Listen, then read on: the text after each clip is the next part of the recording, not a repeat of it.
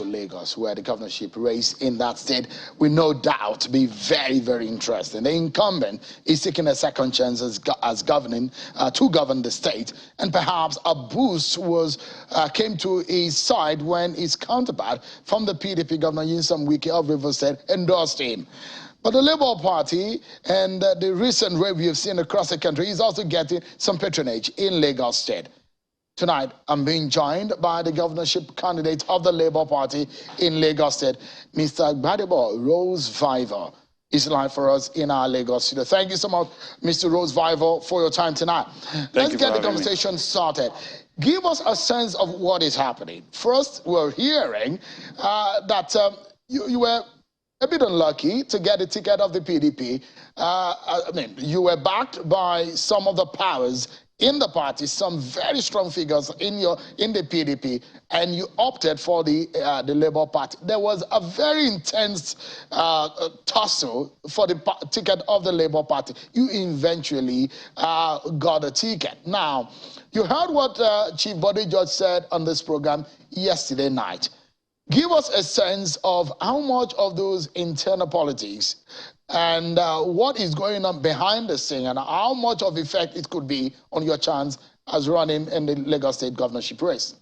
Well, I feel that when you consider what happened in the PDP and the rumors and controversies that have trailed it, especially the primaries, there's been a lot of lies and a lot of false inputs and spinning that the flag bearer has tried to do consistently, which has really brought him to disrepute. I mean, you have people that of very strong pedigree in Lagos, what you call Omolu Abieko, from people like Chief Bode George that traces lineage to Herbert Macaulay, or Badamosi that traces to Chief Rashid Badamosi, coming out and having their name solid by the current flag bearer of the PDP.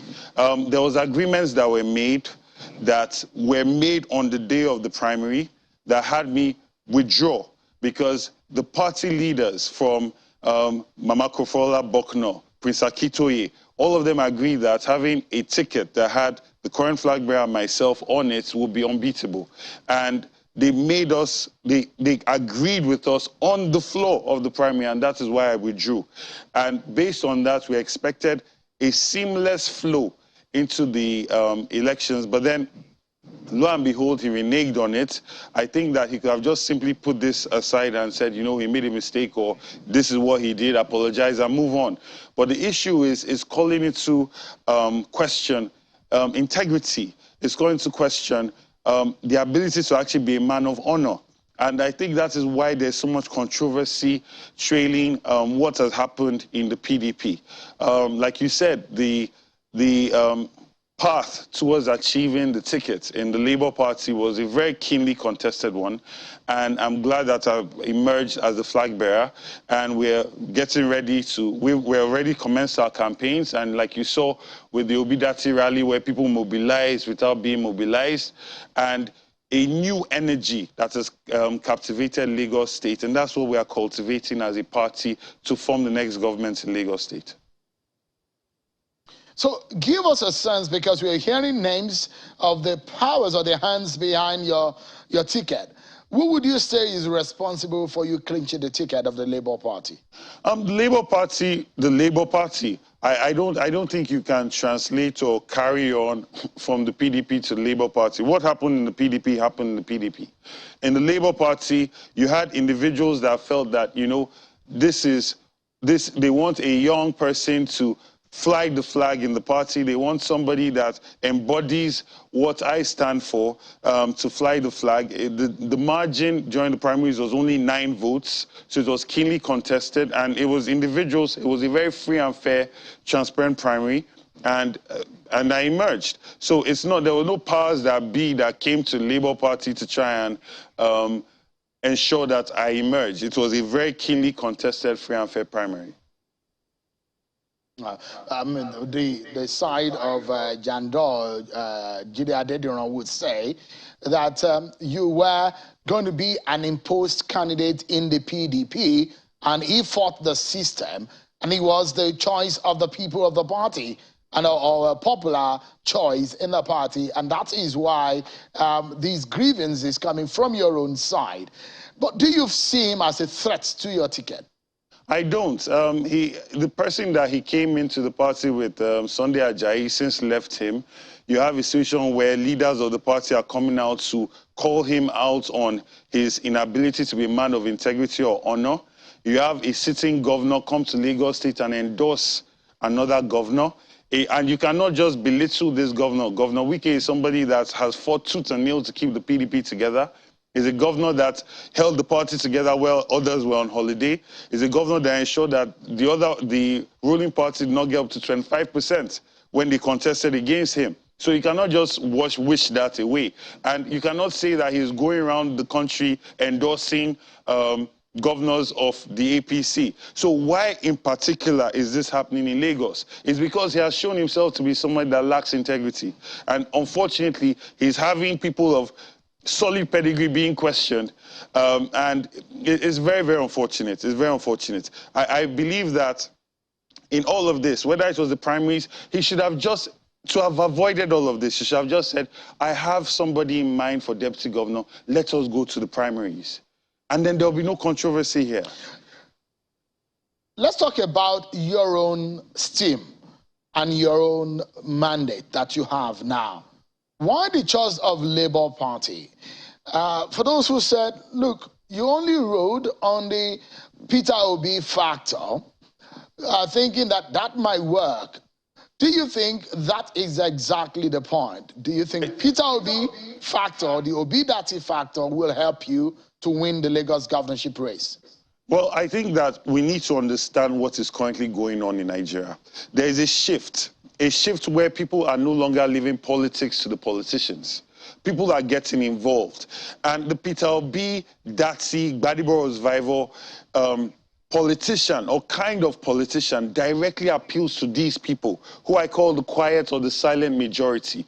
When you look at Lagos State, less than 10% of the registered voters come out to participate in elections, right? So you have a huge amount of people. Sorry, about 16% come out participate in elections. So you have almost 80% that stay at home that have voters' cards. So you have a huge amount of people that can actually vote, but they are not motivated to participate in this process. These are the people that have been energized by the movement. And what you are seeing manifest is that there are a group of people that are redefining what politics is, and they are nurturing a new voter demographic. And when you look and see people are responding to Rhodes-Vivour, people are responding to Peter Obi or Obi-Dati, because they embody what they want in a new Nigeria. They embody integrity, they embody intellectual capacity, they embody empathy. And that is what is driving this movement. So if you bring somebody that does not fit into that cast, you'll find that these people are very sophisticated and selective. They will not go with that person. Mr. Rhodes-Vivour, the question I'm asking invariably is, without a Peter Obi attached to your ticket or to your name in your campaign, can you by yourself, in your own name, win the governorship race of Lagos State? Nobody, I don't think anybody can win an election based on their own name. That's why we join a party, right? And we come together to actually deliver a state. Is a Peter Obi a factor that you are relying on? I'm not relying on it solely. We are building structures, we are motivating people to get involved, and we are also working with Peter Obi. These are all factors that are coming together. You think that it will help you? You think that it's going to be a big push for you? Do you think it is a major boost, because, like I said, you have a silent majority that have not been participating in politics, that have now gotten up and awoken to the responsibility that they're supposed to have in a democracy. So he has defined, he has set the path. Why should the people of we are Lagos building the groundwork to ensure that. What are you bringing?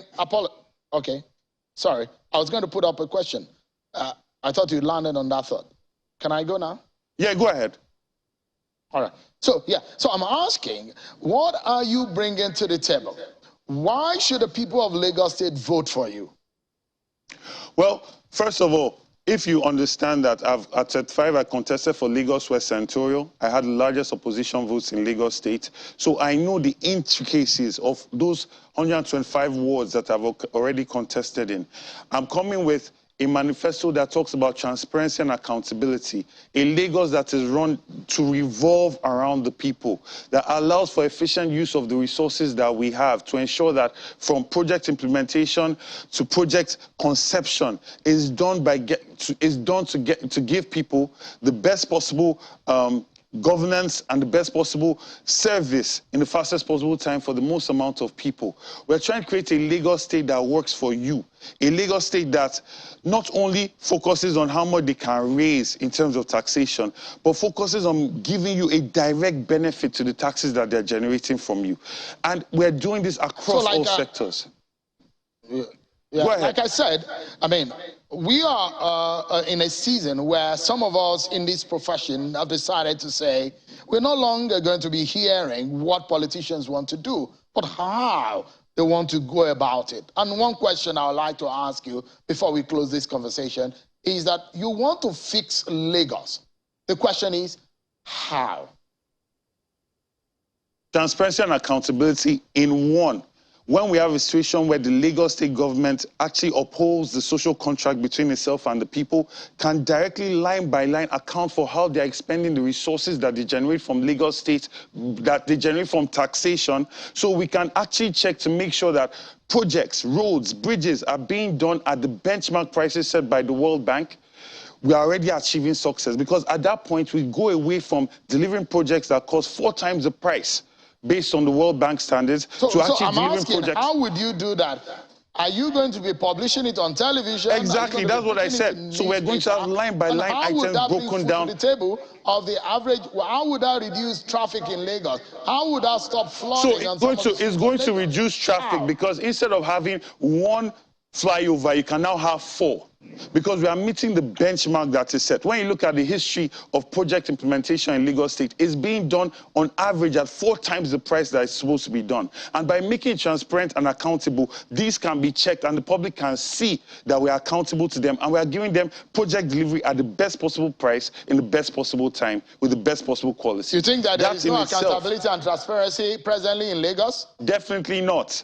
The entire financial system is opaque. You have systems where there's complete shams and frauds, from the dredging of our waterways that we are in Sherry now. The place is already starting to get flooded. Ogun River is already flooding these places. Embankments and proper dredging could have been done. You will find that in the budget, monies have been allocated for these things, and you find that it's allocated at 3 times the price that will actually get the work done. But these things are not done. And the people cannot even attack the finances of the state, because it's very opaque and it's not transparent. And in a state that generates so much money from its people and takes so much pride in the revenue that it generates, there must be social contract and accountability, and that is currently lacking in Lagos State. Rhodes-Vivour, the Labour Party governorship candidate in Lagos State, thank you so much indeed for your time tonight, and I wish you the very best. Thank you for having me. In the campaign and, of course, in the March election. Thank you so much indeed.